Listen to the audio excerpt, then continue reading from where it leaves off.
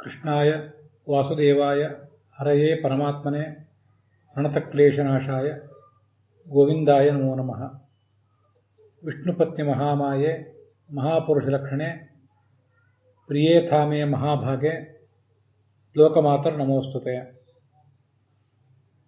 प्रथमो हनुमान् नाम द्वितीयो भीम एव च पूर्णप्रज्ञस्तृतीयस्तु भगवत्कार्यसाधकः। बालायापि गुरुत्वेन मुनिभ्यो ब्रह्मणा स्वयं राताय ब्रह्मराताय व्यासपुत्राय ते नमः। तपोविद्या विरक्त्यादि सद्गुणौघाकरानहं वादिराजगुरून् वन्दे हयग्रीवदयाश्रयान्। श्रीगुरुभ्यो नमः।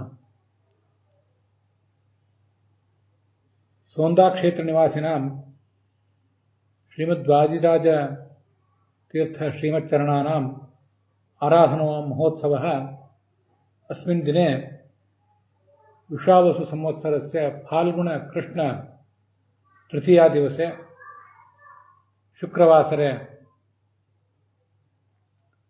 प्रचलति। श्रीवादिराजतीर्थस्य आराधना महोत्सवमिमं ज्ञानयज्ञेन द्रव्ययज्ञेन च नैके भक्ताः नैकेषु स्थलेषु आचरन्ति। तत्रापि वयमपि ज्ञानयज्ञेन भागवतश्रवणरूपेण श्रीवादिराज तीर्थस्य तदन्तर्यामिणः शुकान्तर्यामिणः भारतीयरमण मुख्यप्राणान्तर्यामिणः भगवतः श्रुतिसागरस्य लक्ष्मीतमे समेतस्य हयवदनस्य सेवा रूपम् इदं कार्यं कर्तुं घटामहे वयमपि सर्वे।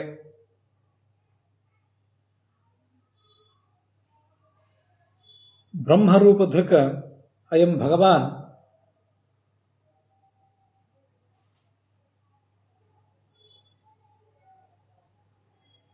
वाच्यवाचकतया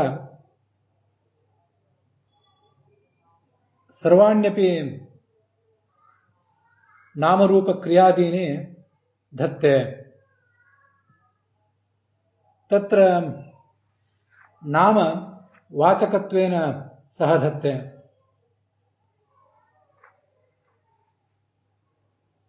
नामरूपक्रियाः तिस्रः वाच्यत्वेन धत्ते इत्ययं विषयः अतीते दिवसे सविवर्षं व्याख्यायि। अथ भगवता नारायणेन ये प्रजापत्यादयः ध्रियन्ते तेषामपि नामानि शृणवाम तावत्।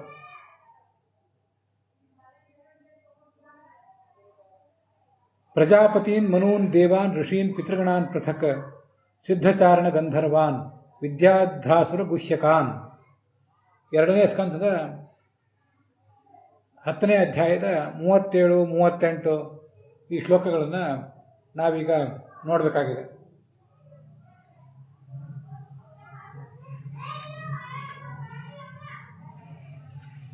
ಅನೇಕ ನಾಮಗಳನ್ನು, ಅನಂತ ನಾಮಗಳನ್ನು ಭಗವಂತ ವಾಚಕವನ್ನಾಗಿ ಪ್ರೇರಿಸ್ತಾನೆ.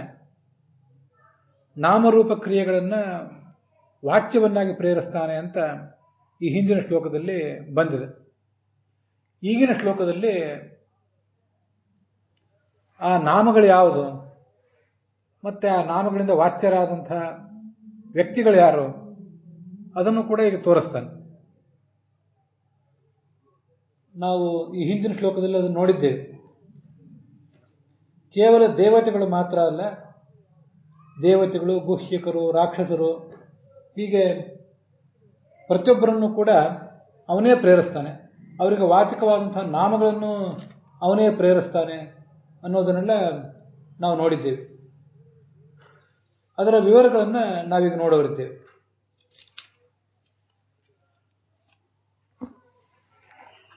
ಪ್ರಜಾಪತಿಗಳು, ಮನುಗಳು, ದೇವತೆಗಳು, ಋಷಿಗಳು, ಪಿತೃಗಳು, ಸಿದ್ಧರು, ಚಾರಣರು, ಗಂಧರ್ವರು, ಹೀಗೆ ಮೊದಲಾದ ಅನೇಕ ದೇವತಾ ಪ್ರಭೇದಗಳು. ರಾಕ್ಷಸರು, ಸರೀಸೃಪಗಳು, ನೆಲದ ಮೇಲೆ ತೆವಳಿಕೊಂಡು ಸಂಚಾರ ಮಾಡುವಂತಹ ಸರೀಸೃಪಗಳು,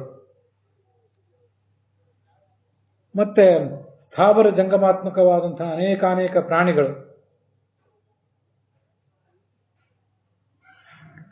ಜರಾಯುಜಗಳು, ಅಂಡಜಗಳು, ಉದ್ಭಿಜ್ಜಗಳು, ಸ್ವೇದಜಗಳು, ಇವೆಲ್ಲ ಪ್ರಾಣಿಗಳು.